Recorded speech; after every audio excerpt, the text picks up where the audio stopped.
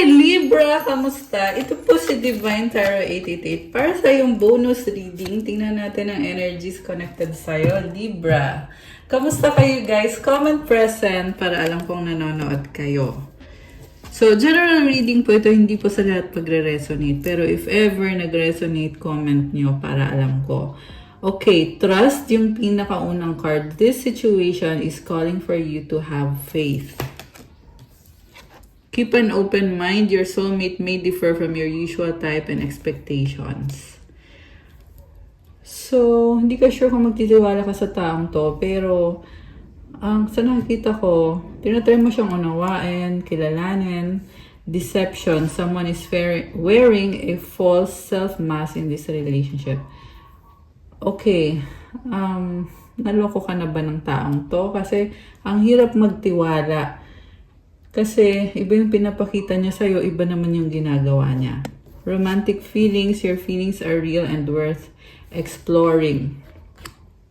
So Libra, there is attraction sa inyo nitong person na to. Kaya lang, hindi ka sure kung dapat bang magtiwala sa kanya o hindi. Pero ang masasabi ko lang guys, kung naloko ka na niya dati, ibig sabihin, hindi to mag-work out pag walang trust. Okay, pero depende din naman yan sa sitwasyon ninyo. General reading naman to. Kahit naman, meron naman ibang tao na pwedeng magbago. Nangyayari din naman yon. Free yourself. It's time to take back control of your life.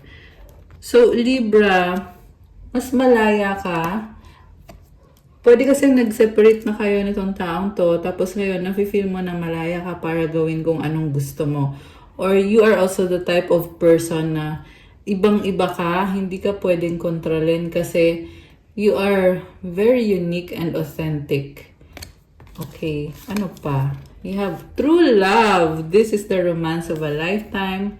Calling in your soulmate. Your prayers, affirmations, and visualizations help bring you together. Okay, may bagong simula para sa'yo at sa person na to. Soulmate mo siya. Pwede itong sa dinami-dami ng mga nakilala mo or nakausap mo, sa wakas natagpuan mo na din itong soulmate mo. Retreat, it's time to disconnect from the world. Children, your love life is being affected by children. Alam mo, Libra, may nakita ko dito na nagmahalan kayo nitong person na to. Yun pala, may iba siyang, tingnan mo, couple, may mga anak, may iba siyang pamilya, may asawa at mga anak. Codependency. Unhealthy yung connection niya dito sa itong other person. Pero pwede kasing nauna itong other person kaysa sa'yo. Playfulness, to recapture romance. Allow your inner youthful spirit of fun to shine. Okay. So, may relasyon nga sila nitong other person. Samantala, na-in-love kayo sa isa't isa. Very soon, clearly decide what you want so that it comes to you now. So, hindi makapag-desisyon itong person na to. You deserve love. You are lovable. Okay. Alam mo, Libra, sinasabi sa'yo dito na hindi mo kailangan ipilit yung sitwasyon ninyo nitong taong to kasi kung may nauna na siyang minahal o sabihin natin hindi sila okay nung other person na yon, pero hindi naman para mahalin mo din yung taong yan kasi pag pumayag ka na magkaroon ng relationship sa isang person na may pamilya na or taken na, parang sinasabi mo na okay lang na magloko siya, di ba? So magiging enabler ka nitong person na to. Chemistry, there's a strong magnetic attraction here. So, I feel like kailangan mo din maging realistic. Kasi, masyado kang mapagmahal, masyado kang mapagbigay. Kaya ka naloloko. Okay? So, for some of you guys, may nakita kasi akong dalawang person yung kadil mo at nahirapan ka mag-decision sino pipiliin mo. So, soulmate is here. Yes, this is your soulmate. Okay, yung iba sa inyo, 3. 4. Oh my gosh, dami naman. Ayan, flirt. Extend your light-hearted energy to others. Tapos may isa pa dito, reconciliation. Someone from your past is returning to your life. So, mukha nga, Libra, mukhang maraming na-attract ngayon sa'yo. Tapos, meron pa nito, passion. Allow your heart and soul to sing with joy. Engagement, your love life is ascending to a higher level of commitment. Ang tanong, anong decision mo dito?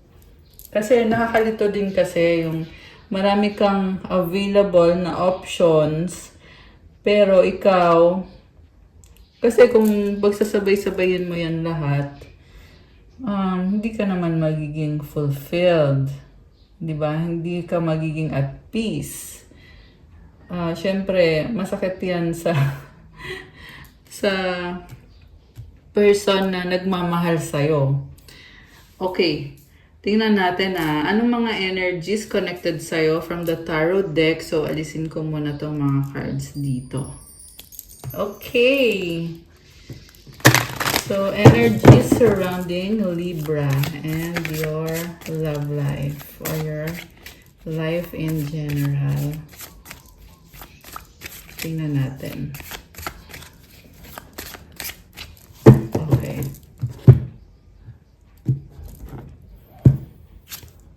Ace of Swords. New idea. Oh, the Devil sa bottom of the deck. Oh my gosh. So, nakastuck ka. Judgment. Grabe naman to. Knight of Swords.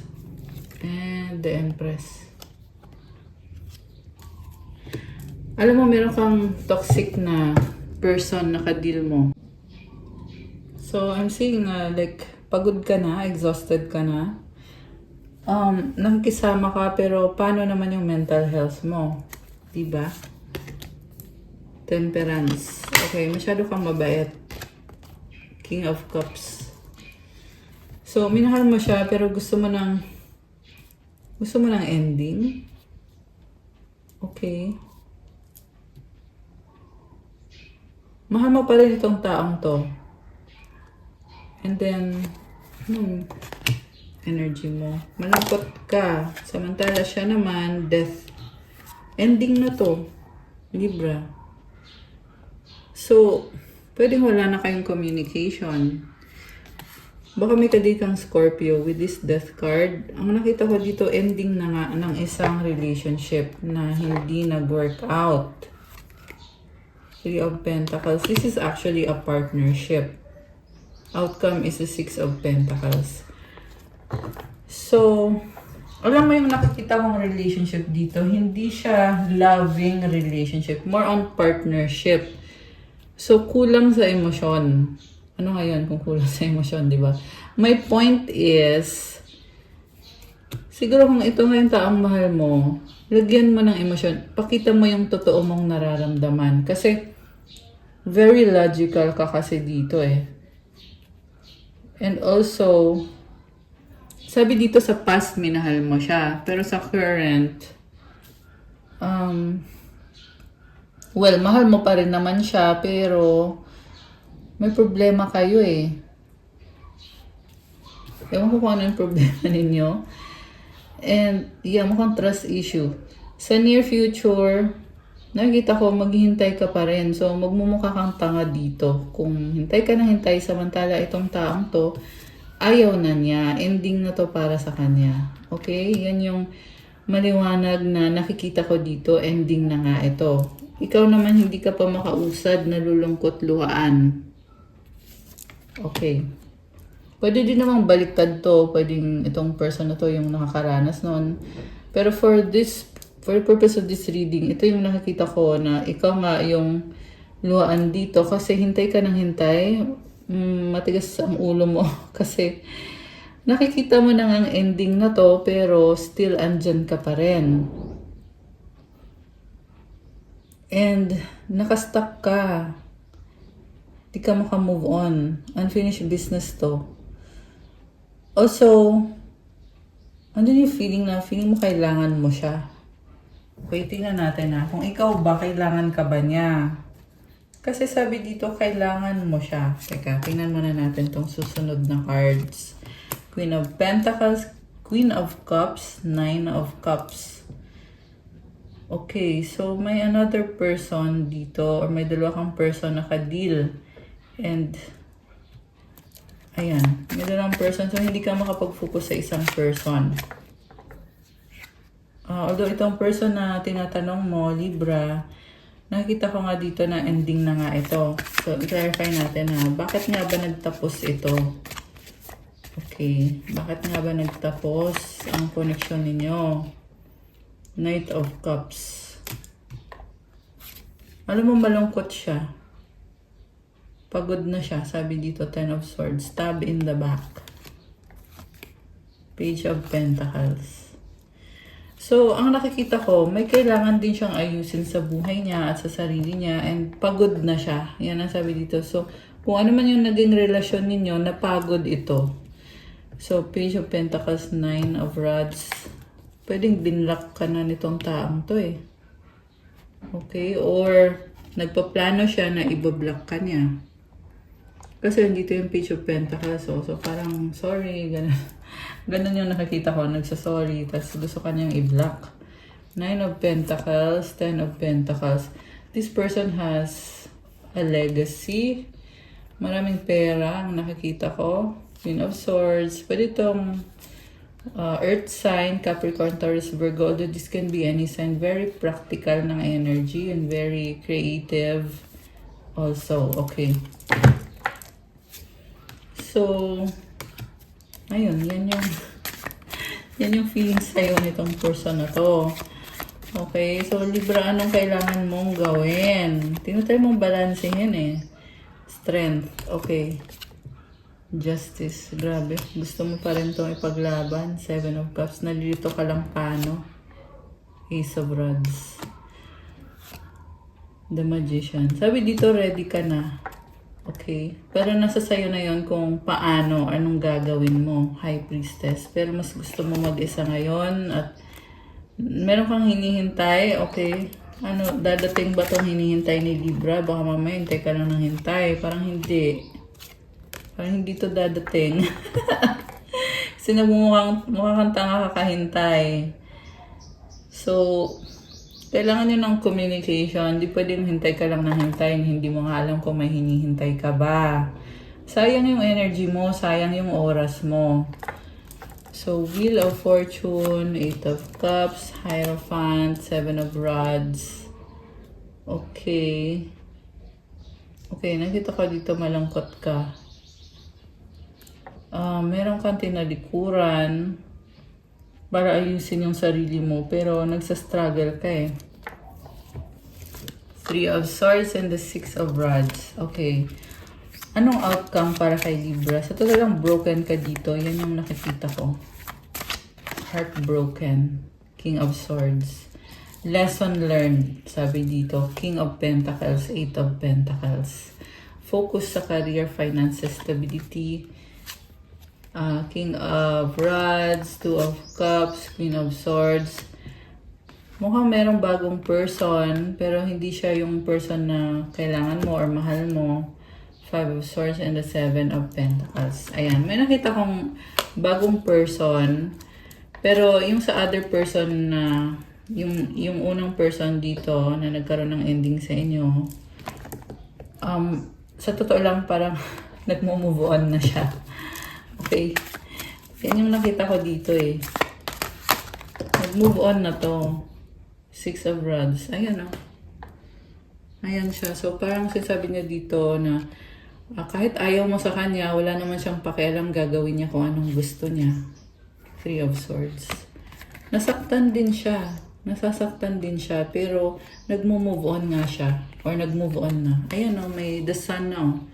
So, nagkakaroon na siya ng bagong simula at ng clarity. The Sun is also about healing. Healing and positive energy. Kasi ito, Three of Swords, natakpan na nitong Sun. Ayan. Move on din daw pag may time. Ace of Cups and the Knight of Pentacles. So, ayan, bagong simula na yan for this person. Again, pwedeng baliktad. Let me know kung alin kayo doon, guys. Anong mensahe from the universe para kay Libra at advice. Tingnan natin. So, ito yung from the universe. Dalawa. So, yung advice naman, gamitin natin itong mga angel numbers.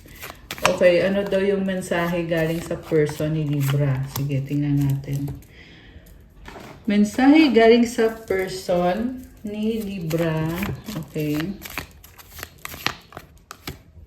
I remember the day we met like it was yesterday. I've been fighting a battle I can't win. So, sobra kanyang naaalala pero napapagod na siya. Okay. Ano pa? I dream about you at night. I want to fall asleep next to you. Napapanaginipan ka niya. I love you so much. Oh my gosh. Ayan. So, pwedeng baliktad. Okay? Take it how it resonates. What's the point of it all? Our love is eternal. And time will tell. Okay. Ayan, I want to hold you in my arms. So, ito yung mensahe. Tingnan natin yung advice. So, tatlong cards. Destiny 111. Follow what you feel. Listen as your intuition helps to guide you what you are manifesting. The inner whispers are helping you to create all that it is that you desire. Listen, lean in, and follow your soul. So, pakinggan mo yung intuition mo. I feel like ini-enjoy mo lang yung life mo ngayon. Lumalakas din yung intuition mo eh. And, kasi guidance mo yan, yung intuition. Tutulungan ka para magplano at maisaayos yung buhay mo. Affirmation, life is always happening for me. I am allowing myself to lean into what feels good. 000 guidance, you have the full support of the divine. The guidance you are seeking is here and your life is moving in the right direction. This is the start of a new beginning where one cycle ends and new begins. Alam mo Libra, pag may ending, ibig sabihin bago na yung cycle. So, i-embrace mo yan, yung ending na yan. Kasi may bagong cycle. Siyempre, kailangan tulungan mo yung sarili mo kung anong gagawin mo para ma-achieve yung success dito sa bagong cycle na to. Pero sinasabi nandito na bitawan mo na yung nakaraan kasi tapos na yun. Affirmation, I trust in the magic of new beginnings. I feel the support and guidance that is all around me. Ayan, very magical itong bagong simula na ito. 1111 intuition, trust in yourself. Your inner whisper is working hard to let you know that it is guiding you. Listen, lean in.